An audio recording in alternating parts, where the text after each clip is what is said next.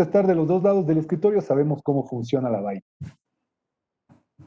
Y de ahí empieza la definición del proyecto. Ahí es donde empiezan los problemas. Porque el usuario te pide esto, mira. El primer cuadro. El líder de proyecto te ofrece el segundo cuadro. Los ingenieros te ofrecen el tercer cuadro. El enfoque del programador, o sea, del tipo que va a organizarse, el gringo dueño de la plata que está en Londres o está en Houston, te hace el cuarto cuadro. Consultor externo, o sea, la compañía de ingeniería te está vendiendo lo que está en el quinto cuadro, un sillón colgado de las ramas. Carísimo.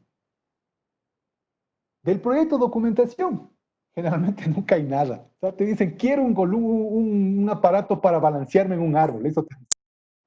O sea, pero eso es lo único que te dice. No hay un plano, no hay nada. Después la gente de producción no tiene la más peregrinidad de lo que va a hacer.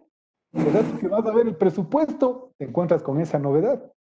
Soporte operativo, o sea, en sitio. Cuando estás ya en el campo agarrado en la montaña, te das cuenta que estás parado, miras alrededor y estás tú y tu equipo viendo qué haces con tu vida.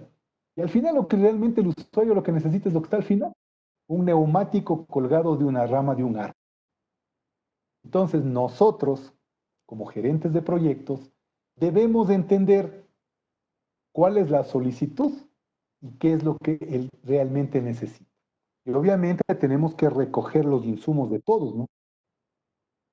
Para que nadie se sienta relegado o resentido porque no le han tomado en cuenta. Y de ahí empezamos ya a hablar de los contratos. Empezamos con los contratos a precio fijo o lump sum, después hablamos de los costos reembolsables y después hablamos del tiempo inmaterial. El tiempo inmaterial eso es para manejar contratos chiquitos. O sea, el owner, el dueño de la compañía, la operadora minera, la operadora petrolera, contratan a una empresa constructora pequeña y le dicen, yo te doy para que me construyas una pared. Tú pones los ladrillos, el cemento, el agua y los albañiles. Les hago un ejemplo así muy simple, ¿no? Para que todos entiendan. Entonces, después le cobras los ladrillos, el agua, el cemento, los albañiles, el HCE, el supervisor, el superintendente, el gerente de proyecto, las horas de energía, etcétera, etcétera, etcétera. Ese es el tiempo inmaterial. El costo reembolsable, igual vos vas, gastas, te gastas la pared, te gastas el cemento, los albañiles, después le dices al dueño del operador, al dueño del proyecto, le dices, gasté esto, le presentas facturas y te devuelve con un fee, un porcentaje de administración, que digamos que es entre comillas la ganancia, porque todos sabemos que el contratista no compra pan para vender pan. Si compra un ladrillo en $1, seguramente le va a vender al cliente en $1.25. O comprando en grandes volúmenes obtiene un descuento, $3, sí, a veces, o a veces compras con un descuento, porque yo soy un comprador de bastantes ladrillos, y me voy al productor de ladrillos, le digo, él tiene un precio de venta al público de $1, le digo, te voy a comprar 1000 ladrillos, ¿cuánto me das el descuento? No sé si yo te puedo dar en 40 centavos, bacán. Le llamas al cliente jefe y sabe que como estamos comprando para ustedes y como ustedes son minera o petrolera, no consigo nada más barato que $4. Ya, ¿qué más te van a decir? Ese es el modelo de costo reembolsable. Entonces, ojo, les doy estos ejemplos exagerados para que ustedes cuando estén del otro lado de la mesa, sepan lo que está pasando cuando estás de este lado de la mesa y no tengan los problemas que al final del día llegan. Y el que me encanta a mí es este lump sum, que es básicamente un contrato en el que te dicen, anda, construyeme la pared, ¿cuánto me cuesta? No, la pared te va a costar $1000, bacán, haga la pared de $1000. Y yo veré cómo hago. Cuánto me cueste, cuánto me gane, hago con el lump sum.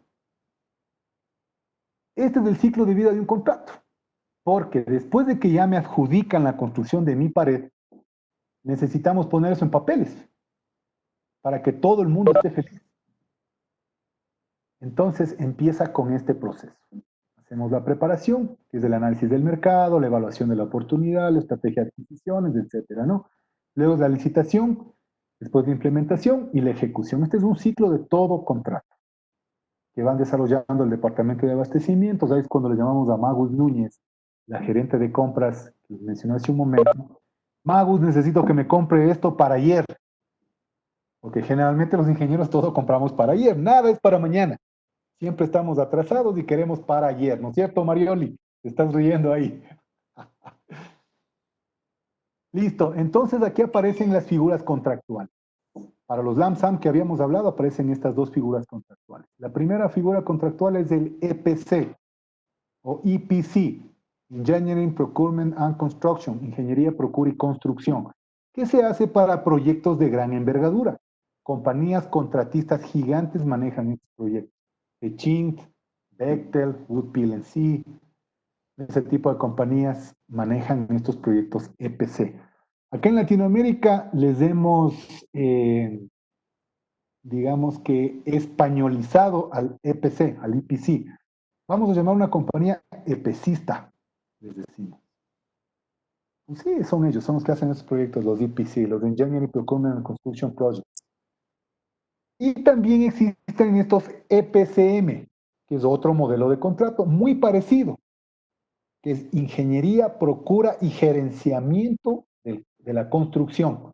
¿Qué es lo que haces? La compañía dueña del proyecto contrata a otra compañía especialista en el tema para que le desarrolle la ingeniería, le administre la procura, o sea, la compra, porque probablemente la misma empresa, la dueña del proyecto, compre, y le haga el gerenciamiento de la construcción. O sea, no construyen ellos, sino subcontratan a terceros. Yo manejé un proyecto hasta hace poco tiempo en el que manejé 19 subcontratos para construir una planta de proceso.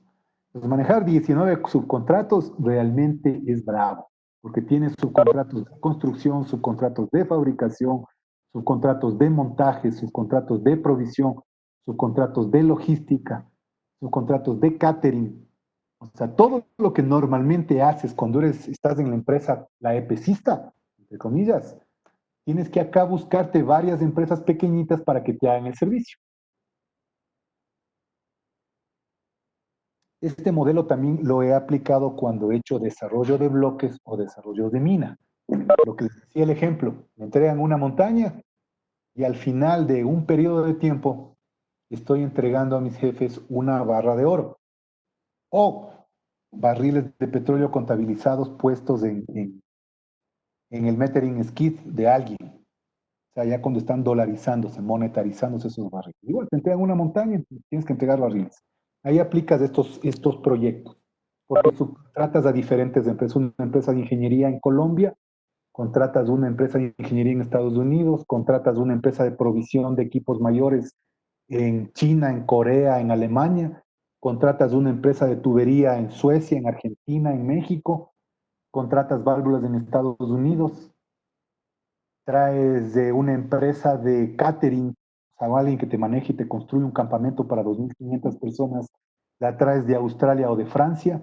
En Australia hay una empresa gigante que se llama Northstar y en Francia hay una empresa que se llama Sodexo, que está en el Perú. Yo en el Perú los encontré en varios sitios a Sodexo. Acá el Ecuador no ha entrado todavía. Creo que en Chile también anda Sodexo y Northstar, que les he visto que andan por ahí también trabajando. Son empresas gigantes que manejan 2.500 personas en un campamento o 10.000 personas, 15.000 personas en otro tipo de campamento. Todo en contenedor, ¿no? Todo en contenedor. No hacen casas, nada fijas. Contenedor, todo es móvil. Vamos, llegamos, desembarcamos y salimos cuando acabamos el proyecto. Les dejamos a la gente de operaciones que hagan lo que saben hacer, producir. ¿Cuáles son los riesgos de un EPC? El contratista asume todo el riesgo. El contratista, nosotros si somos contratistas, o el contratista cuando estamos de owners, es el que asume todo el riesgo. Entonces, pero ese proyecto es más caro. Y cuando es el EPCM tenemos estos riesgos. Dice el EPCM, dice que son servicios profesionales vinculados a la producción, ingeniería de detalle, procura y servicios de gerenciamiento de construcción y coordinación para poder entregar un proyecto a tiempo. Lo que os había dicho, administrar subcontratos, contratos de terceros, de especialistas en diferentes áreas. Un EPCM importa básicamente el grado de profesionalismo en la prestación de servicio y no el resultado final.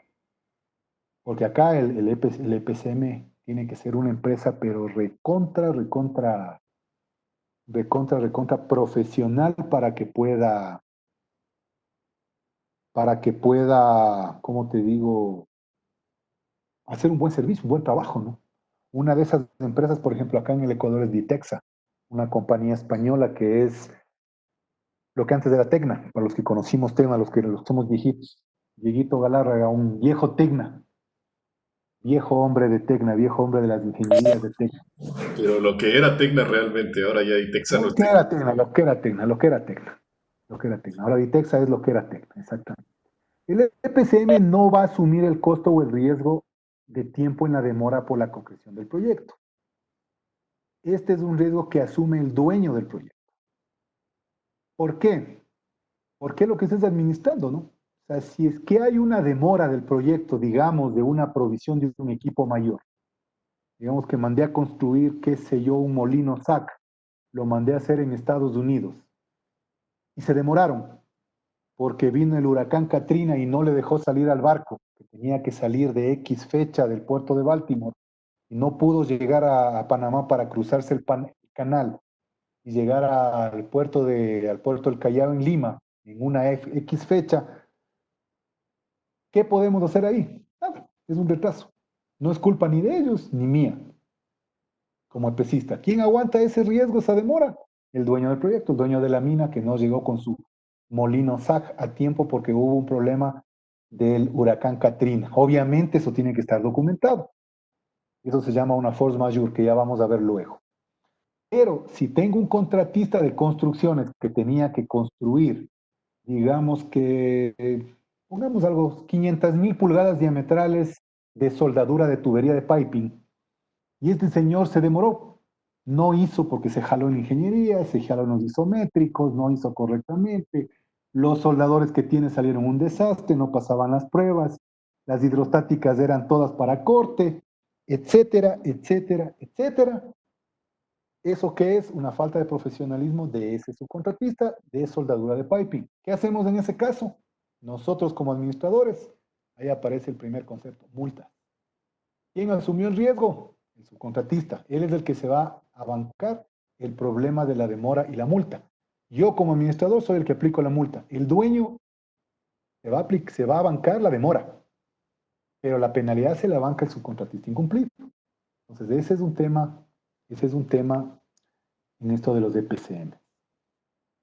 Las ventajas del EPCM, tienes mayor control de gastos del Roberto, proyecto.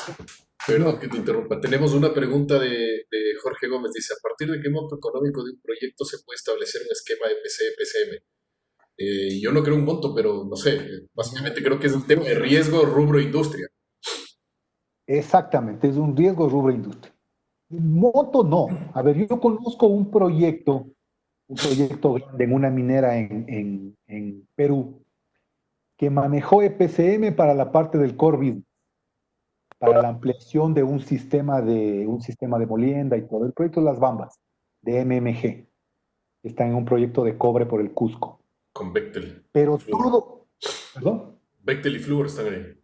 Exactamente, Bechtel y Fluor. Exactamente, mis Bechtelcitos. Bueno, ahora no son Fluor, ahora son World PLC. Y todo lo que fue los accesorios, digamos, de estructura metálica, todo lo que fue las estructuras metálicas, caminos, carreteras y construcciones accesorias, eso lo manejaron con EPCM, pero el core lo hicieron EPC. El proyecto Quellaveco que están manejando en el sur por Sorden, una compañía brasilera, es de, no, perdón, no es Sorden, esto está manejando por Anglo American. El proyecto Quellaveco en el sur del Perú, ese es un EPC completo, pero dentro de ese EPC hay un montón de EPCMs. Eso lo está desarrollando Wool PLC también. O sea, lo que antes era Fluor, ¿no? Ahora es Wool PLC, porque Woodgroove y Fluor se juntaron. Yo alguna vez trabajé en Foster and Wheeler. Cuando era Foster and Wheeler, luego se transformó de Foster and Wheeler se transformó ¿cómo era? En Fluor, Foster and Wheeler, y bueno, ahí ha ido migrando hasta que ahora son los Wood PLC. Pero ellos están manejando ese como un EPC y dentro de ese tienen subcontratos de EPC. No hay monto. Realmente Aquí, depende de la estrategia del proyecto.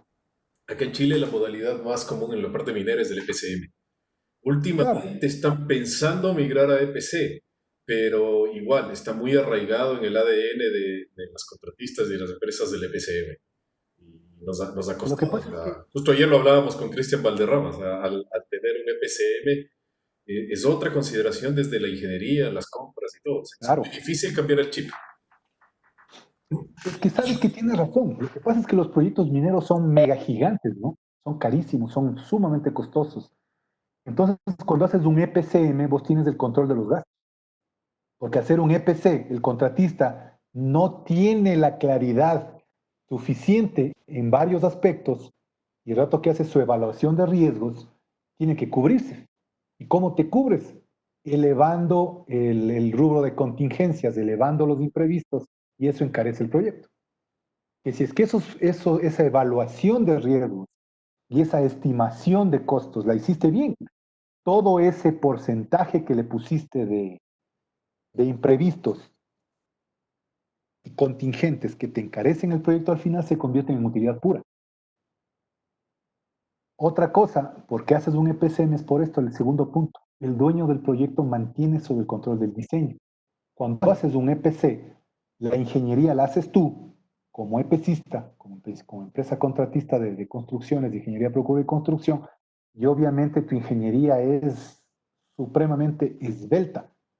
Pero en cambio, cuando eres el dueño, en algunas cosas que sabes, que estás consciente de que no vas a tener la necesidad, puede ser supremamente esbelta, inclusive hasta subvaloras.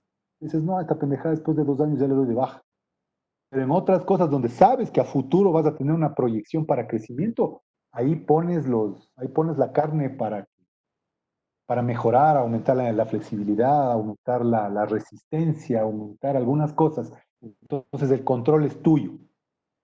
Y otra cosa del EPCM te ayuda con el tema de la procura, porque no es lo mismo que tú compres y te pongas un fee administrativo a que compre el dueño y se ahorre ese fee administrativo. O sea, es mucho más eficiente comprar directamente tú, como empresa, como dueño del proyecto, pero que alguien te administre. Ese alguien es el EPCM, la empresa EPCM. Sí, Entonces, pero tiene sus ahí ventajas. echa la ley, echa la vuelta. Ah, Por no, pues obviamente. experiencia, el EPCM empieza a ser carísimo hoy. Ya las empresas contratistas se están cubriendo tanto y te cobran a precio de gallina de huevos de oro. Entonces terminan siendo proyectos extremadamente caros ya. Bueno, espérate que entren a los EPCs y vas a darte cuenta que son más caros. No, sí, Ay, yo vengo de EPCs también, pero últimamente claro, las verás. modalidades están pensando, acá en Chile están pensando bastante en migrar a EPC. Y están varios proyectos ya pasando a EPC. O una combinación híbrida entre EPCM y varios EPCs. Sabes que los amigos peruanos que tienen una altísima influencia canadiense y australiana, ellos trabajan con los híbridos EPC, EPCM, porque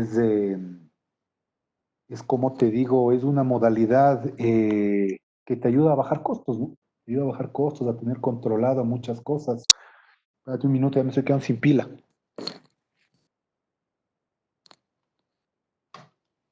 ¿La computadora o vos te estás quedando sin pila? ¿Cómo? Tú o la computadora. No, la batería. Póngase pilas, maestro. No, yo tengo pila, aquí está mi pila. 1 litro de café. Matecito. No, yo cafecito, yo soy cafetero. A Yo mí se tomo me acabó café. el café, así que hasta que pueda salir, mate. Sabes que teníamos una pregunta, espérate, quería ver ese chat y justamente ese rato se me acabó la pila. Espérate A un ver, segundo. dice, dentro de las ventajas de EPC, dice flexibilidad durante la procura. Asumo que se convierte en ventaja siempre y cuando esté dentro del tiempo de cumplimiento del proyecto, pero por supuesto, o sea, tú tienes la Ah, triple claro, restricción del proyecto alcance, tiempo, costo, se convierte en ventaja cuando cualquiera de esas se optimiza. claro, obviamente. Bueno, eso tenemos que conversar cuando hagamos una charla de Project Management.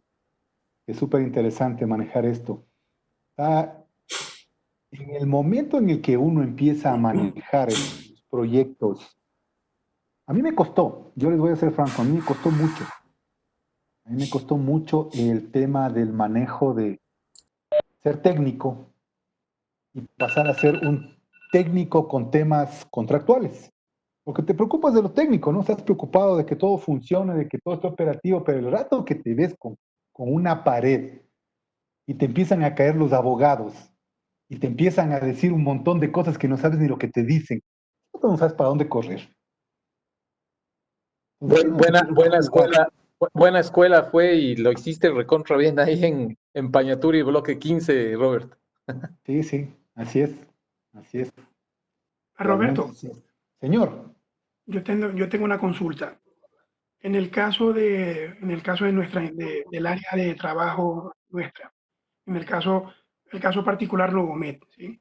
Ecopetrol, en el caso Colombia, apertura un proceso de licitación para un proyecto. Novomet ujú, es el adjudicado, ¿sí? Y Novomet es quien ejecuta el proyecto. En este ajá. caso, ¿quién sería el EPC y quién sería la EPM, la EPCM?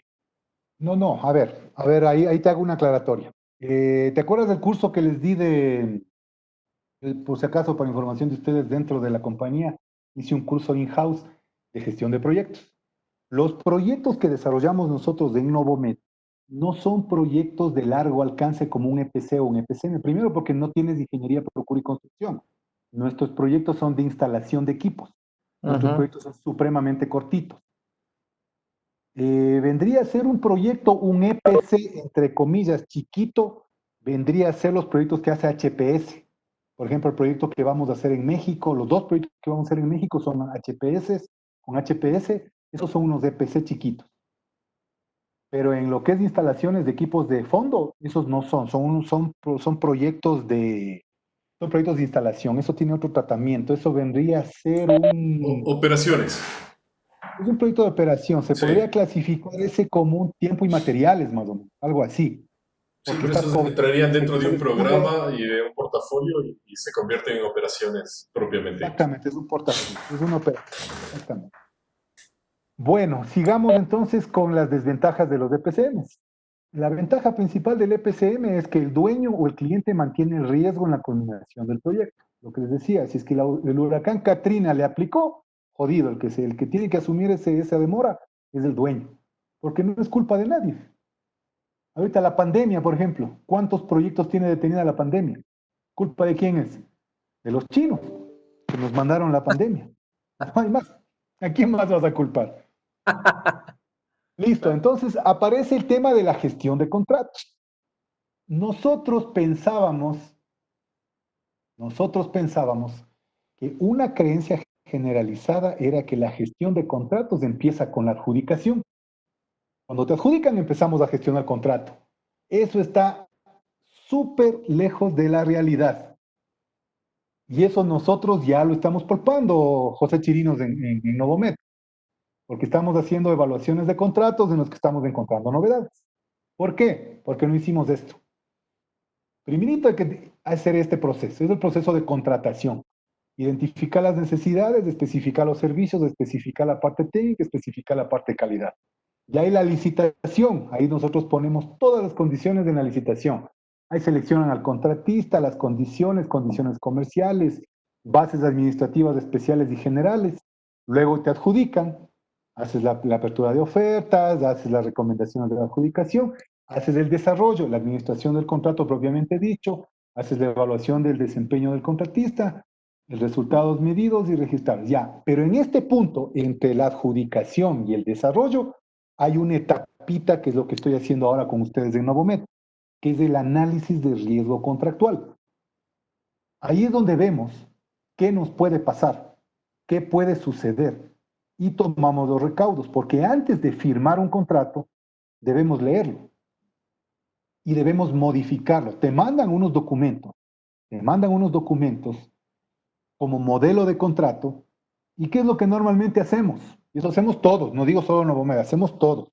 Todas las empresas hacemos eso. Por el temor de que no nos vayan a adjudicar, agarramos y firmamos, tal cual como viene. Señores, tengan metido en la cabeza algo. El abogado que escribe el contrato va a escribir el contrato de tal manera que sea favorable a mi empresa. Si yo escribo un contrato, va a ser un contrato favorable a mi empresa. Nunca va a ser un contrato favorable al contratista, salvo algún contrato que yo mismo escribí para un proyecto aquí bien famoso, aquí en Ecuador, uno de los primeros consorcios. Ahí escribí yo con el ingeniero, con el doctor Roberto del Piero, escribí el contrato. Y cuando Petroecuador se dio cuenta, ya era tarde, ya estaba firmado. Pero bueno, esa es otra historia. Entonces necesitamos hacer el análisis de riesgo del contrato para poder en ese momento hacer sugerencias y cambios y modificaciones al contrato. Ya vamos a ver el por qué. O si te ponen unas cláusulas penales, o sea, cláusulas de penalidades y multas brutales, te quiebran. Entonces, esas son cosas que debemos tener claro, ¿no? En una gestión del contrato, y eso vamos a ir viendo y desarrollando en esta charla. Y bueno, luego vamos viendo la última columna, ¿no? Que es de la gestión del proceso de contratación. Tratamiento de las no conformidades, acciones correctivas, auditorías internas, planificación y gestión, revisión de la gerencia, etc. Esas son cosas que ya se van desarrollando en el contrato. Los ámbitos a monitorear en un contrato, en cualquier contrato de una gestión de contrato son la parte de HCE, importantísima, porque si tienes un muerto o un herido te cuesta. La parte de recursos humanos, importantísima también, porque si no contrataste a la gente adecuada, te va a costar, vas a tener problemas. La parte financiera, está por demás de explicarlo. La parte operacional, el rendimiento del contrato, el contrato que maneja cualquier empresa. Esto es genérico para cualquier empresa, ¿no? Lo que habíamos hablado de EPC y EPCM estaba asociado a la industria extractiva y dirigido, esta charla está dirigida a ASME, o sea, a ingenieros constructores, ingenieros que estamos en el medio de construcción, de manejo de proyectos. Pero un contrato en cualquier industria, sea un contrato de operación, sea un contrato de construcción, sea un contrato de operación y mantenimiento, un contrato de servicio, un contrato de provisión de bienes, cualquier contrato va a tener un tratamiento como este. La parte operacional, la eficiencia, es sumamente fundamental checarla, porque si no eres eficiente, vamos a tener muchos problemas relacionados con multas, porque tienes plazos para entrega, condiciones para entrega, cosas que debes cumplir y hacer, y si no lo haces, te multa, te penaliza. Y eso va a impacto directo a la rentabilidad del proyecto o a la rentabilidad del contrato. Perdón si es que a veces utilizo la palabra proyecto y contrato, las utilizo indistintamente, pero básicamente vamos a hablar de contrato. Yo tengo siempre metido el chip en la cabeza proyecto, porque verán que estoy 25 años en proyectos, ¿no? Siempre estoy hablando de proyectos. Y a veces cuando estoy en Novomed me dicen, esto no es un proyecto, es una operación. Sí, perdón, siempre hago eso. La parte legal, amigos míos, eso es la parte más crítica de un contrato. Porque un contrato no debe leerse lo que dice, sino lo que quieren decir. Uno tiene que aprender a leer entre líneas. Y eso es importante ver. Y manejar estos ámbitos, ¿no? La legislación con la que estás trabajando, ya vamos a ver un temita de la legislación, porque eso es súper importante. Los documentos que firmaste, si te comprometiste a cumplir unas normas de HCE, eso es contractual. No puedes dejar de cumplir lo que firmaste y aceptaste.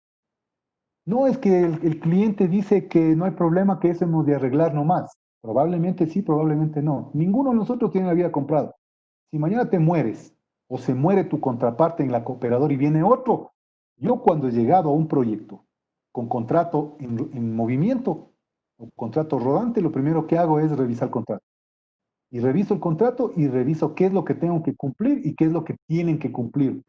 Y cuando tienen que cumplir, me empiezo a exigir. Y si no tienen un documento de respaldo suscrito entre el gerente del proyecto anterior y el contratante, salados. Yo le ejecuto el contrato tal cual dice. No es que me ofreció que vemos el salado. Si tienes un papel, lo hacemos. Si no, te ejecuto. Qué pena. Porque si no lo ejecuto yo, alguien me va a ejecutar a mí. Muchachos, los contratos son para cumplirse. ¿Qué significa la gestión de contratos entonces? Significa mantener bien claras y definir las reglas de juego entre el mandante y el contratista. Sea que seas mandante o contratista. Mandante, comitente, contratante son términos similares. En diferentes países, en Bolivia, por ejemplo, lo dicen el comitente. Mandante, en algunos países de América Latina, casi en todos. Y contratante, en Ecuador, creo que en Colombia también es contratante. En México también es comitente. Dueño también. Minimizarlos, perdón. Dueño también. Propietario. Owner, claro, el dueño, el mandante, dueño, propietario también le llaman. Chile le dicen dueño. Mandante acá en Chile. Mandante en Chile. Con esto, cuando haces la gestión de contrato, tratas desde minimizar los riesgos del proceso para manejar eficaz y eficientemente los recursos y lograr su cumplimiento. Comprende la creación del contrato, la creación, ojo, es el modelo de contrato que te manda el mandante para que tú lo revises, lo modifiques y hagas propuestas Luego lo discutas, cuando estemos las partes de acuerdo, lo firmamos. Yo he llegado a revisiones de contrato hasta la revisión 8, 9, ¿no? Nosotros siempre empezamos con revisión 0, que es la que nos emite el cliente. Supuestamente es ya la final, o sea, para firmar, según ellos. Pero a esa 0 yo he propuesto la 1, la 2, la 3, hemos Y llegado a eso que algunas antes de revisiones. la cero hay casi todo el abecedario. Claro, la ABCD, claro, porque el de mantenimiento pone su cuchara, el de operaciones mete cuchara, el financiero mete cuchara, el de HC mete cuchara, todos meten cuchara, entonces empieza la revisión A, que hace el abogado, y hasta la revisión 0 pasó por todos los departamentos. Hasta la gente hasta yo me reí alguna vez, hasta la gente que hace el tema de manejo de documentos mete cuchara. No es que tienen que entregarme los documentos de esta forma, en este formato, en estas fechas, los días lunes, los días martes, las facturas recibo los miércoles, hasta el día 23 de cada mes. Si no viene el 23, pasa el siguiente mes. Y así, todo el mundo mete cuchara para que salga la 0. Y de esa 0 empezamos, ahí ya empiezan con nosotros, con el contratista. O empezamos con el contratista cuando estamos del otro lado del escritorio. Y llegan las revisiones de N, ¿no? Hasta que quede bien clarito para todos. Este contrato básicamente es la relación con el proveedor para que el contrato llegue a buen término. Por eso digo, lo que firmaron se cumple.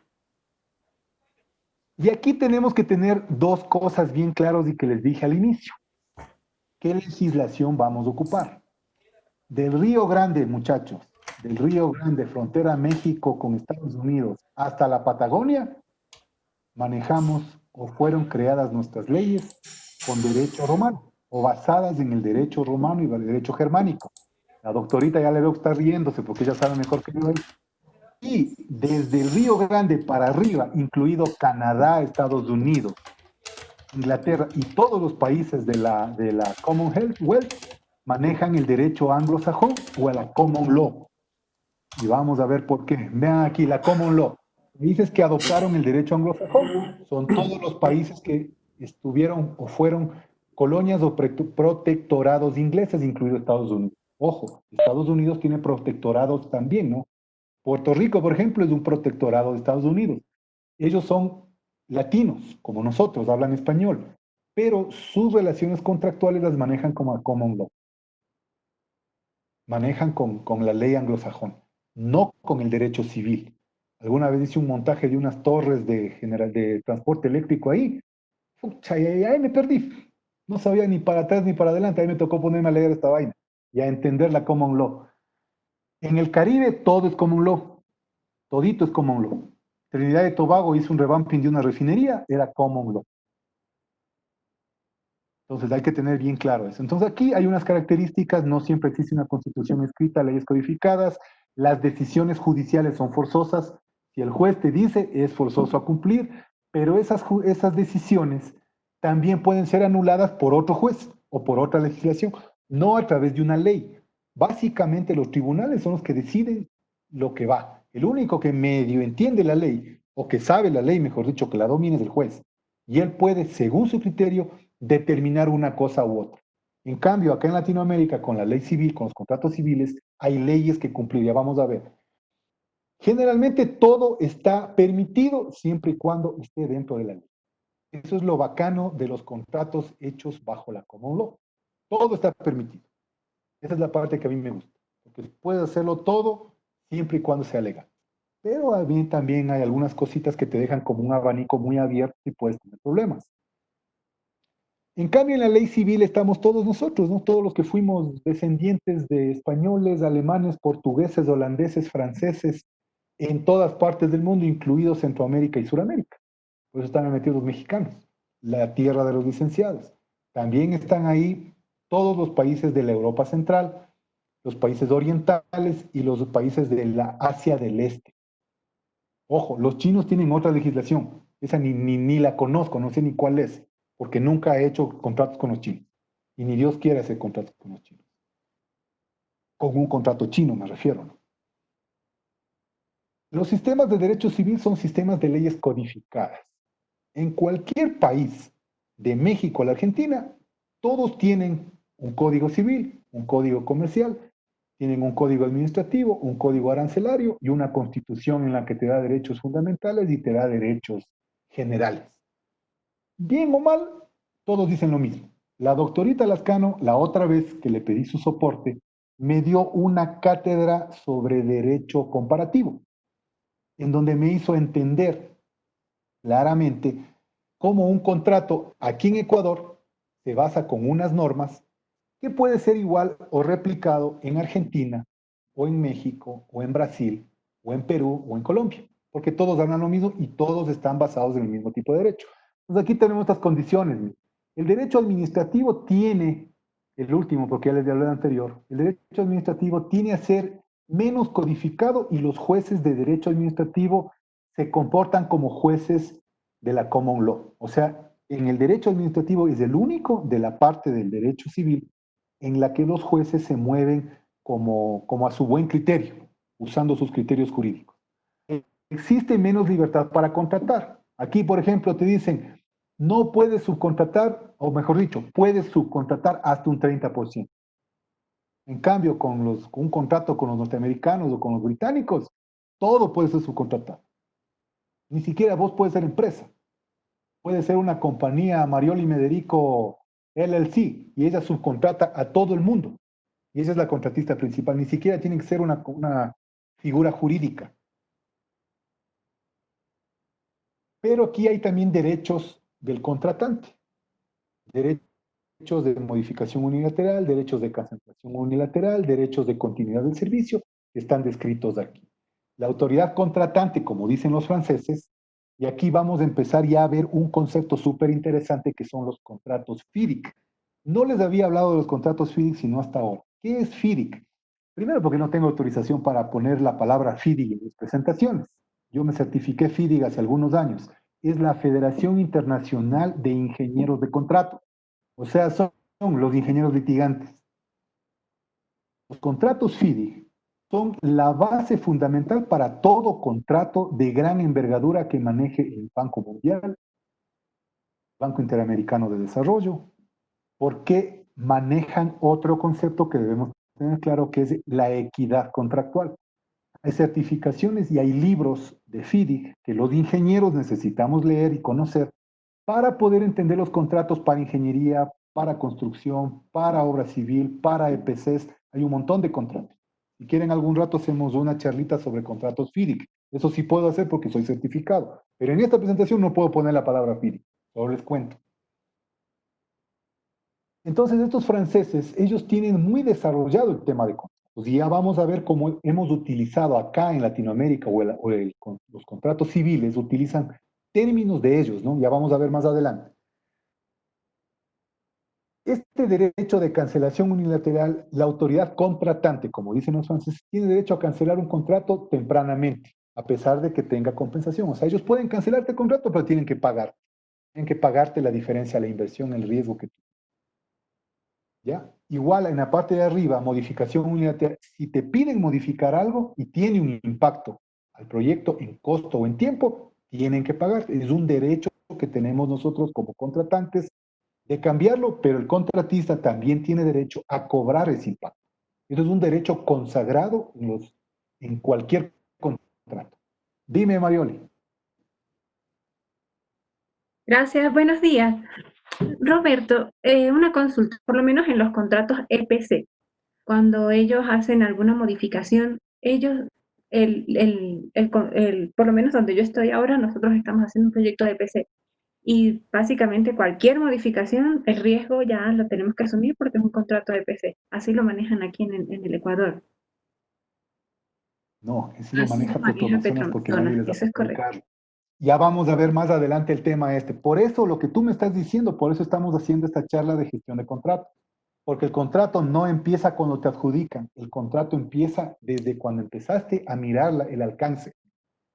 Y con el alcance, eso vamos a ver luego, mejor no me adelanto, pero para decirte una cosa, cuando tú empiezas el contrato tienes que ver el alcance, y el alcance tienes que dejarlo bien pintada la cancha cuando haces el kick-off meeting, la primera reunión de ejecución del contrato, ahí pintas la cancha.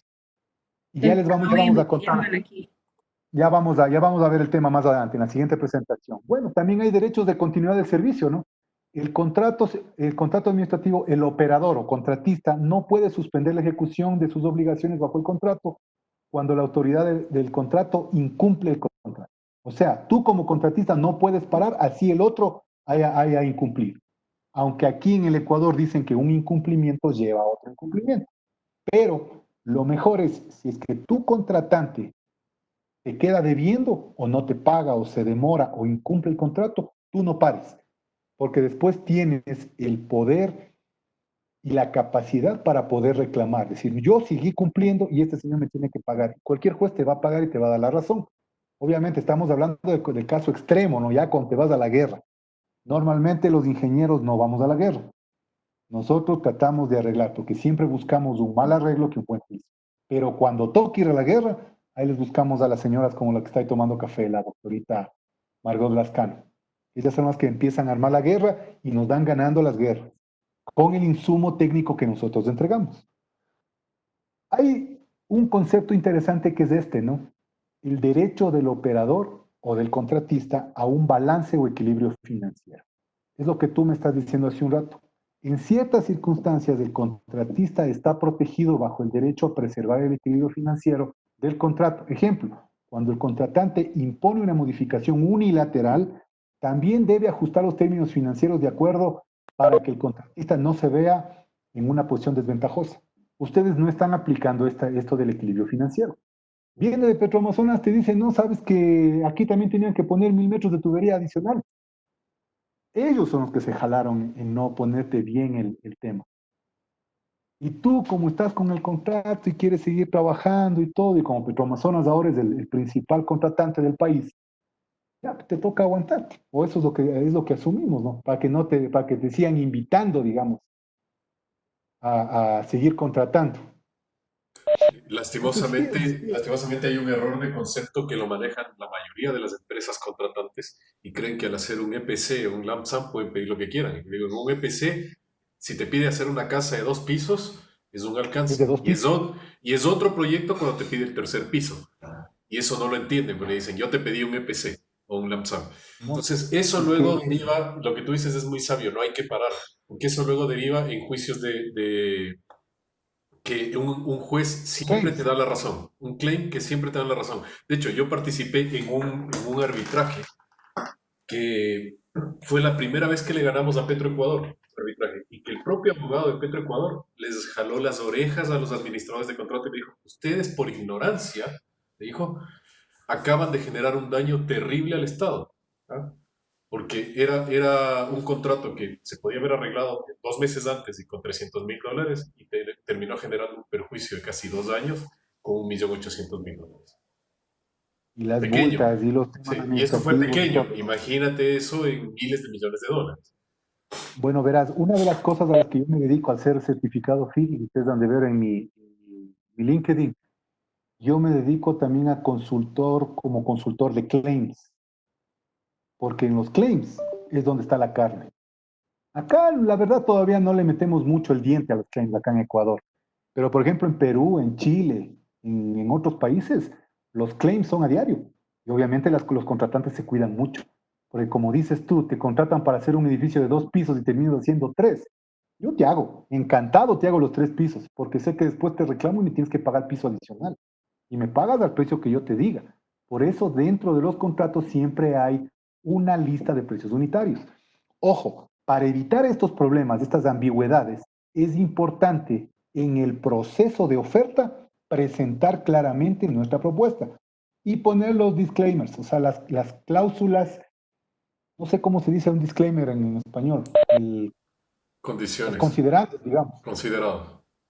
los considerandos. Entonces dices, esto incluye esto, y cuando mandas una propuesta no puedes decir construcción de casa de 2 pisos, porque así ponemos, ¿no? Una oferta. $1.000.000, ya va aquí. Pero resulta que al final del día es la construcción de casa de 2 pisos y alguien te viene y te dice, no, la casa de 2 pisos tenía que venir con todo lo que es cerámica española. Y todos los lavabos y toda la grifería tiene que ser bañada en oro, igual que el hotel es el Al Arab que está en Dubái. Y ya no se convierte en una casa de 2 pisos, termina siendo una mansión de 2 pisos, una mansión de 150 metros cuadrados. Por eso tienes que dejar bien pintada la cancha en tu alcance. ¿Ok? Entonces, eso es súper importante. Y eso es lo que no hacemos, pero eso lo vamos a ver en detalle, ya me estoy adelantando. Bueno, aquí empiezan a aparecer unos conceptitos de FIDI, vean. El fait du prince es un término francés que está aplicado de FIDI, que es esto del ordeno y mando. Encantado. Si quieres que te cueste, como les he dicho, si quieres celeste, que te cueste. Si quieres que te haga algo, te hago, no hay ningún problema, pero tienes que pagar. La acción del contratante está más allá de alcanzar el contrato, de lo contrario sería un incumplimiento del contrato. La acción tomada por la contratante debe ser dirigida específicamente hacia el contratista. Decisiones generales que conciernen a toda empresa no son consideradas como parte del fait du prince, pero podrían estar consideradas bajo las bases de principios de imprevisión. Ya vamos a ver lo que es una imprevisión. La imprevisión, el operador tiene derecho, el contratista tiene derecho a una compensación financiera debido a dificultades creadas por un cambio o cambios imprevistos en las condiciones económicas que hacen que la ejecución del contrato sea financieramente peligrosa. Un ejemplo, cuando uno va a construir una planta minera, digamos, o una planta petrolera, por más que hagas los análisis que tengas que hacer, te puedes encontrar con una falla geológica abajo. O lo que alguna vez a mí me pasó, tenía que hacer una cimentación de 200, a ver, no, eran 850 metros cúbicos de hormigón para montar arriba un equipo mayor. El rato que hice la excavación encontré un afloramiento de agua. Un afloramiento de agua que podía haber hecho un río, salía de ahí, no salía agua, salía un río. ¿Qué me tocó hacer? Tuve que hacer un sistema de dren francés, pero eso costó, porque tenía que hacer una infraestructura que no estuvo planificada, porque nadie se imaginó que abajo iba a encontrar un afloramiento de agua. Y obviamente eso es un adicional, es un costo adicional, es un imprevisto que el contratante me tiene que pagar. Entonces aquí están algunos ejemplos, ¿no? Que están ahí, algunos ejemplos de compensaciones posibles que incluyan por ejemplo, la devaluación económica cuando estamos en países que trabajas en moneda. Una de las formas para evitar eso es ahora que todos los contratos en cualquier parte sean en dólares americanos o en euros, dependiendo de dónde estés. Porque antes que te ibas a Brasil, te decían te va a pagar en cruzado. Si ibas a México, no, es que es en pesos mexicanos. Peso mexicano puede moverse. O vas a Colombia, pesos colombianos. Peso colombiano ha ido bailando entre 2.000 y casi 4.000 en unos 5 años. Entonces ahora es mejor dólares americanos. Con el dólar americano evitas el problema de lo que es variaciones de la tasa de cambio. El control de precios por la autoridad. Mañana asoma algún trasnochado y dice, ¿saben qué, muchachos? Vamos a limitar el costo del hormigón o vamos a poner un precio de sustentación del hormigón o del cemento, prohibida la importación de cemento. Y tu proyecto estuvo construido o diseñado con una mega importación de cemento que traes, qué sé yo, de Perú, de Yura, que tiene unos muy buenos precios. O te traes de México cemento Cruz Azul, que es mucho más barato que otros cementos que hay acá en América Latina. Pero qué sé yo, en Chile asoma algún ministro de alguna vaina y dice, muchachos, prohibida la importación de cemento para proteger la industria nacional. Te friega, tienes que comprar cemento local y ese cemento cuesta más. Entonces eso tienes que alertar y eso debiste haber puesto en tu propuesta. Voy a trabajar con cemento importado.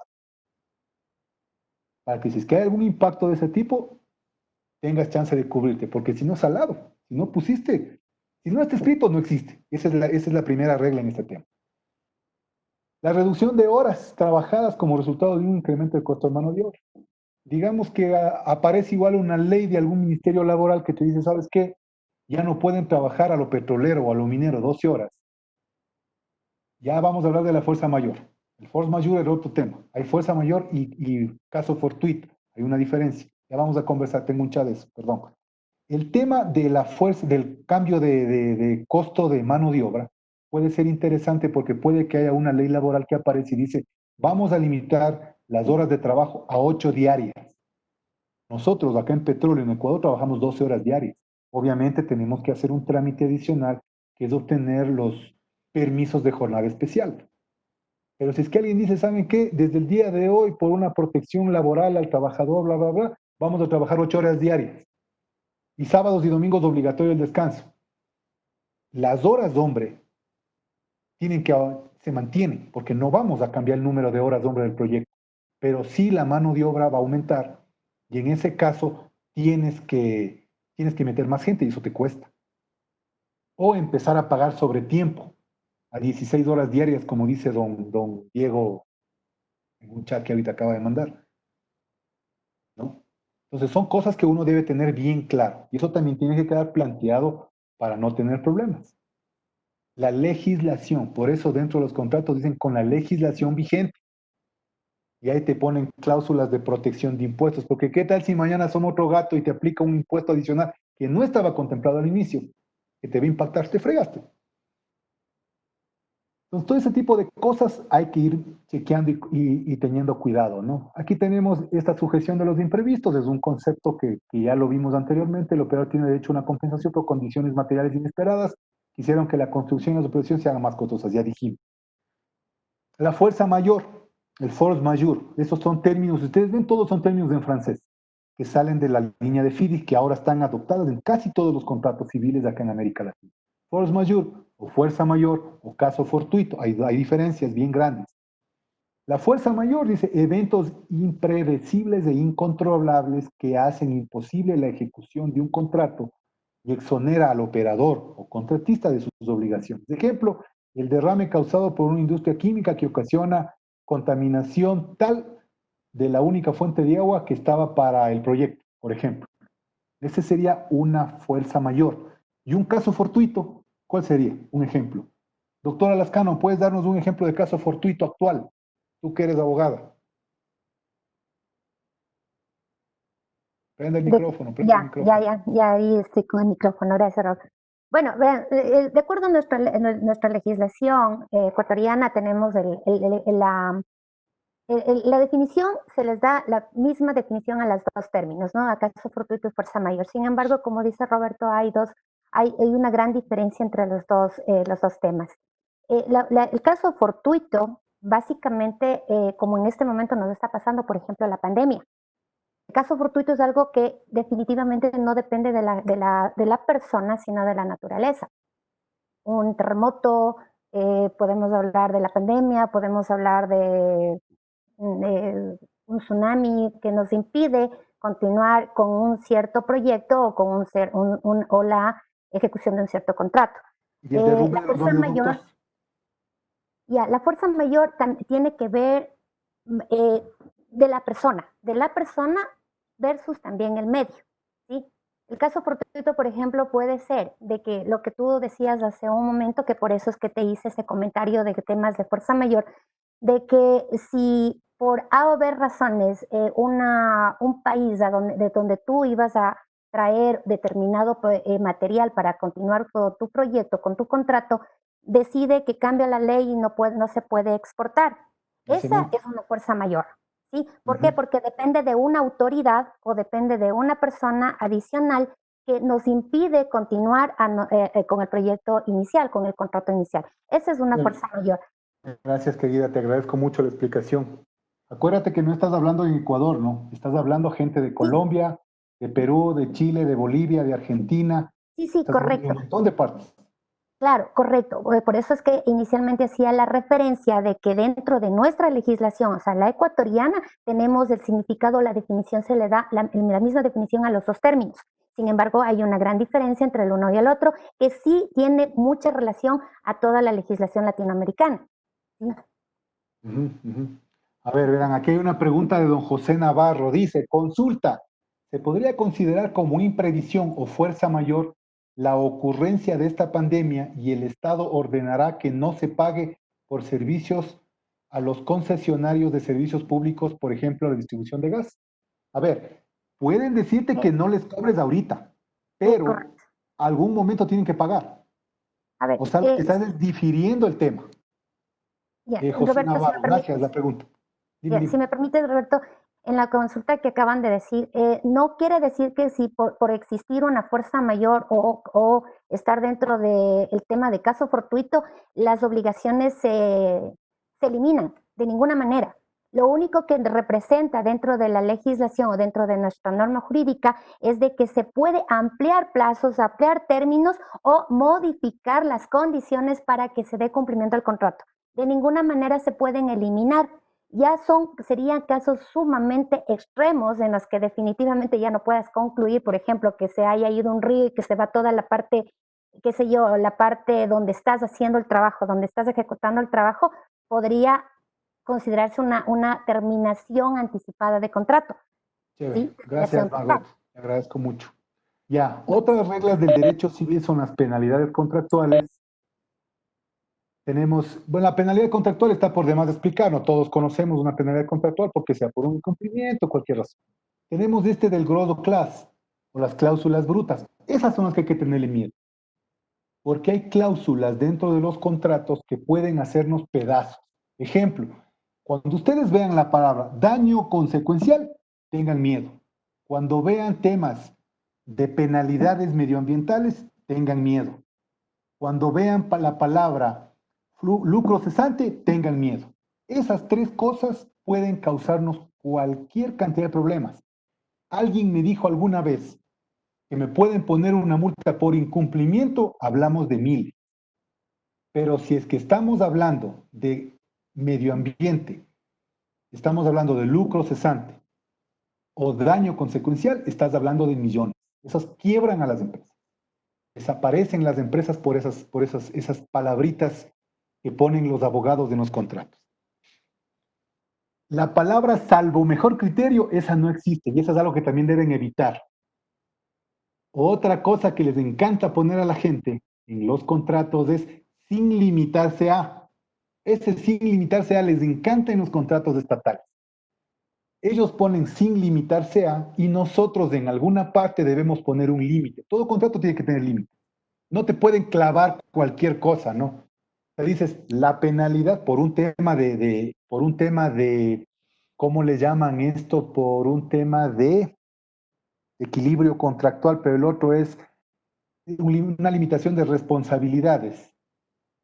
Cualquier penalidad puede llegar hasta un 10% del valor del contrato. Si tienes un contrato de $200,000, no puedes pagar una penalidad de 2 millones. Nunca. Por un derrame, digamos, un derrame de crudo. Esas cosas hay que tenerle cuidado a los contratos, ¿no? Y esos a los mejor criterios, les digo, ese sin limitarse les encanta a los de Petronas. Realmente es una locura eso. La bancarrota, la ley de bancarrotas, ese es bien interesante. Los gringos en la ley de bancarrota tratan de arreglar el problema, de alguna manera. En cambio, en el derecho civil tratan de liquidar el problema. Si tienes bancarrota en un proyecto, en una empresa, dicen liquidemos, terminemos el problema, porque muerto el perro, se acabó la rabia. Esa es la idea del contrato civil. En cambio, en la common law de los norteamericanos, de los anglosajones, es démosle algo para que el perro se sane y le pase la rabia, haciéndole un poquito como muy, ¿cómo les explico? Más didáctico, más visual, ¿no? Esto de la asistencia financiera en la doctrina europea les llaman beneficio corporativo. ¿Qué quiere decir? Que cualquier cosa que te pase a ti con tu compañía no tiene por qué pagar los platos rotos tu subsidiario. Aquí es cada uno tiene los problemas y defiende los suyos. Esta doctrina prohíbe y restringe severamente que la compañía target, o sea, la empresa contratista y sus subsidiarias den ningún tipo de garantía que esté conectada a la adquisición de acciones de la compañía target. O sea, un ejemplo, qué sé yo, Coca-Cola Inc. Company no tendrá por qué dar una garantía de un contrato con Coca-Cola Ecuador, por ejemplo, o Indega Ecuador, a pesar de que sea dueño, por darles un ejemplo. Si es que Coca-Cola Inc. Company quiebra, quiebra. O un ejemplo que es más actual ahorita, Avianca. Avianca quebró en Estados Unidos, pero acá en América Latina sigue volando. Porque Avianca Ecuador, Avianca Colombia, Avianca Perú, Chile, no sé, ellos siguen volando, porque son empresas independientes. La principal en Estados Unidos quebró, se acogió al beneficio corporativo de quiebra. ¿Para qué? Para que le ayuden a solucionar acogiéndose a la ley de bancarrota de la common law. Ese es un muy buen ejemplo. Estados Unidos les va a ayudar a que ellos se recuperen de alguna manera, o sea, la legislación americana. En cambio, si pasaba acá, ya te rematan los aviones y se acabó el problema. Sigamos, muchachos. Las garantías reales y préstamos sindicados, bueno, eso está por demás. Nosotros tenemos que siempre poner una garantía de buen uso de anticipo, etc. Vamos a ver la siguiente charla. Estamos justo, vean, estamos una horita de recorrido y seguimos. Yo solo un comentario. En Estados Unidos, en la Common Law, aplica el capítulo 11, que es muy similar a la ley de reemprendimiento y reorganización financiera acá en Chile. Y básicamente lo que hace es reorganizar la deuda, diferir las obligaciones, negociar con tus acreedores. Prácticamente tus acreedores pasan a ser dueños de tus activos para tratar de salvar, reflotar el negocio o al final del periodo liquidarlo, pero te dan la opción de salir adelante. Como tú decías, en otros países el objetivo principal es quebrarte, Quebrarte, matar el desaparecer. problema. Exacto, muerto el perro se acaba la rabia. Ese es el principio que tiene el Código Civil.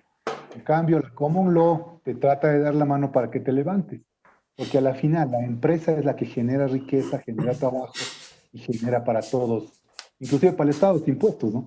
Bueno, ahorita vamos a ver la gestión de contratos, seguimos viendo el tema, vamos a ver teoría general de los contratos. ¿Qué es un contrato? Ya sabemos que es un contrato, es una obligación en donde tienes estas cosas. ¿Qué son? ¿Cómo se hace? ¿Cómo nace y cómo muere? Esos son los cuatro principios de cualquier contrato. ¿Qué es un contrato? Es un hecho jurídico, es un negocio jurídico, un convenio, un deber jurídico, un acto jurídico y una obligación. Eso tienen los contratos. El deber jurídico es la necesidad de observar voluntariamente la conducta conforme a lo que prescribe una norma del derecho. Respeto a la vida, respeto a la propiedad pública y privada. Una obligación es un vínculo de un derecho entre las personas en virtud de un acreedor tiene derecho a la prestación favorable de un dinero efectuada por un deudor que está obligado a ella. El hecho jurídico, fenómenos y acontecimientos de la naturaleza del ser humano que generan efectos jurídicos. Actos jurídicos son actos voluntarios entre los seres humanos. Un negocio jurídico es un acto y un efecto que tiene, según la versión de los alemanes, ¿no? Porque acuérdense que les dije que estamos hablando de derecho germánico también. Un convenio es esto. Estamos viendo algunos conceptos, ¿no? El convenio es un acuerdo entre dos voluntades sobre un objeto de interés jurídico, que es el género. Entonces, ¿un contrato qué es? Es un acuerdo voluntario, formal, solemne, con carácter obligatorio, realizado como acuerdo escrito, usualmente bajo un sello notarial, celebrado entre dos o más partes que tienen por fin inmediato crear, modificar o extinguir una obligación de carácter patrimonial. Es la especie, ¿no? El dinero. Requisitos de un contrato, las partes. ¿Quién interviene? 2 personas, 3 personas. La capacidad de contratar, tienes que ser mayor de edad, tener todas las condiciones para poder contratar. Si es que es una persona jurídica, tiene obligatoriamente que estar habilitado para poder firmar como representante legal, apoderado especial y ser reconocido por las instituciones del Estado o del país donde están para que tenga esa capacidad de contratar a nombre de la persona jurídica, o sea, de la empresa. El consentimiento, las voluntades tienen que ir y firmar libremente. O sea, nadie te puede obligar a firmar un contrato. La causa es el motivo por el cual vas a firmar el contrato.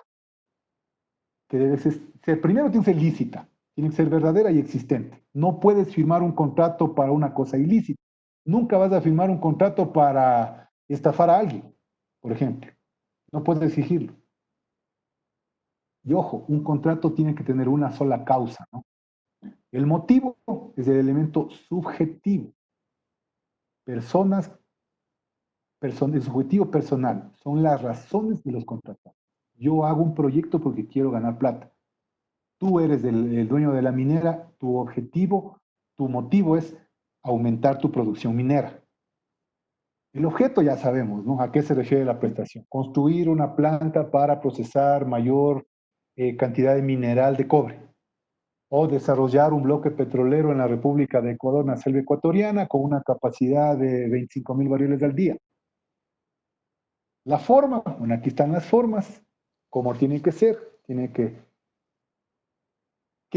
cumplir, tiene que tener reconocimiento de firmas, tiene que haber escritura, esa digamos que es la forma, la formalidad del asunto. Las condiciones, está bien claro, tiene que tener cláusulas y las condiciones específicas para cualquier actividad.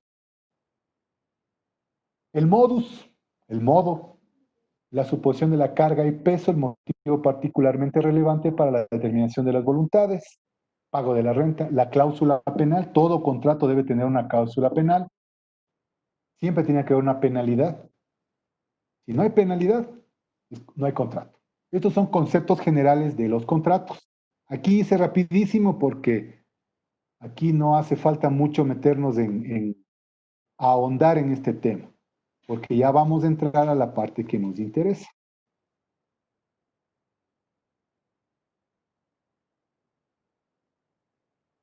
Es la parte más clave. Entonces, ahorita sí vamos a entrar a la parte de análisis contractual, que ya es lo que estamos, es el motivo, digamos, de esta reunión.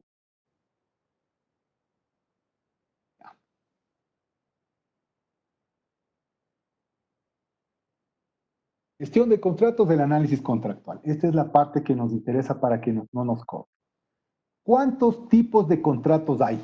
Primerito. Hay una cantidad industrial de contratos. Hay una cantidad tremenda de contratos que ustedes ven aquí. Estos son todos los contratos que hay. Todos los contratos que existen y las formas de los contratos que los abogados han inventado y han creado, y el derecho, mejor dicho, no los abogados, el derecho lo ha creado para poder limitar las responsabilidades de las partes intervinientes. ¿Qué necesitamos nosotros? Nosotros como gente de obra, como proyectistas, nosotros nos centramos a este tipo de contratos. Contratos de carácter mercantil, contratos para obra pública, contratos para suministro, contratos de servicio y contratos de consultoría. Consultoría, en un contrato de consultoría, ¿quién entra? Los contratos de ingeniería. Contratos de suministro, provisión de materiales de equipo. Contratos de servicios, qué sé yo, un servicio de construcción. Contrato de obra pública cuando nos estamos metiendo con Petroamazonas, con Codelco, con Ecopetrol, con PDVSA, con ellos, ¿no? A ver, ¿qué me dicen de la cláusula penal? Alguien me dijo algo de la cláusula penal. A ver, vamos a ver qué dice. Roberto, César Sánchez Señor. dice, he trabajado en contratos donde no se consideran cláusulas de penalización. No lo creo. Creo que la Maravilloso. cláusula debió haber estado escrita, pero no se la vio tan clara, debió haber estado muy camuflada. Pero Exactamente, básicamente, por eso les digo, por eso te digo, siempre un contrato tiene penalidades y nosotros no tenemos que leer lo que dice el contrato, sino leer entre líneas lo que quiere decir. Porque a lo mejor te dijo en alguna parte de ese contrato, te dice ajustándose a la norma vigente o a la legislación contractual vigente. Y en la legislación contractual vigente de ese país o de donde estaban ahí metidos, debe haber una cantidad industrial de formas de penalidad que te pueden poner. O en la provisión te pueden haber dicho de acuerdo a los términos y condiciones de la propuesta o de la licitación. Cuando te entregaron la licitación, te tienen que haber entregado una cantidad industrial de documentos y ahí pueden estar los términos y condiciones.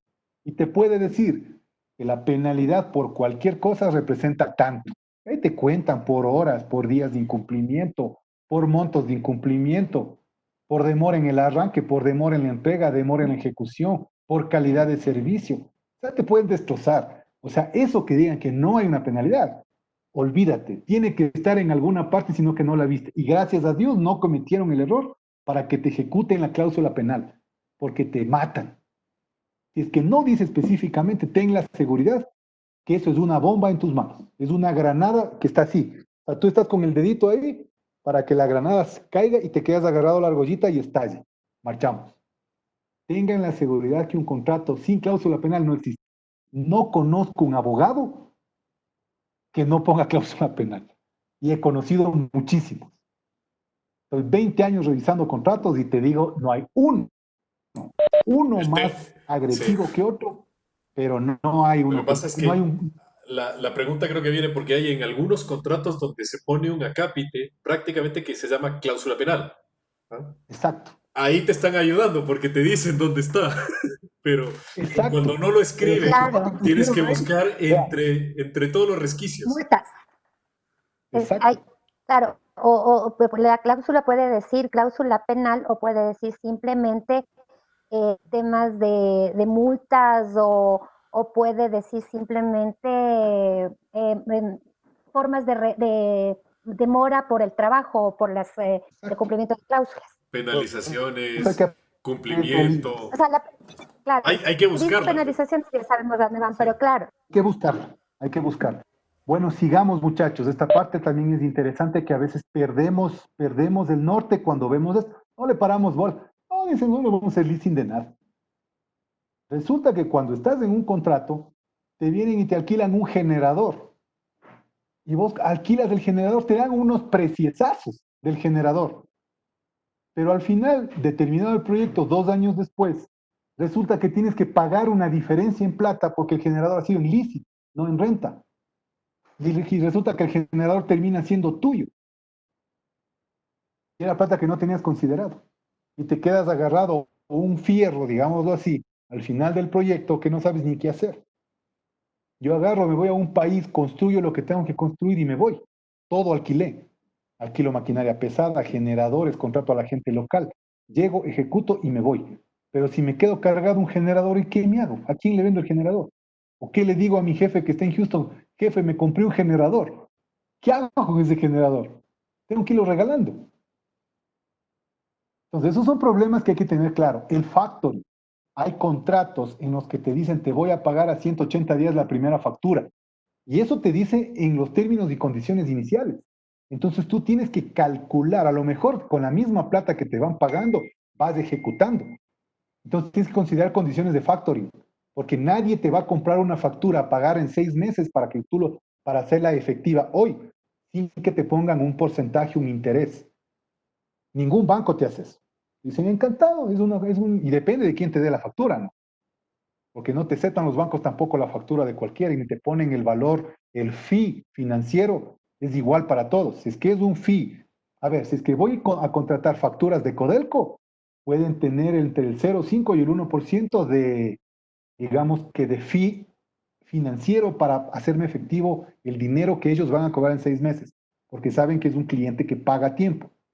Pero digamos, voy con una factura de una compañía china que dice que te van a pagar a 180 días, y todos sabemos que los chinos no pagan a los 180 días, pagan cuando les da la gana, vas a hacer factoring, ¿quién crees que te va? Primero, ¿quién te va a recibir la factura?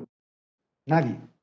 Y si es que por ahí hay algún arriesgado que te quiere comprar la factura en factoring, te dice, bueno, pero te voy a clavar 25% por el riesgo. Te fue llevando por delante tu margen de ganancia del proyecto. Ojo, siempre hay que tener claro esto, ¿no? Contratos de franquicia igual hay que tener muy claro qué son las franquicias.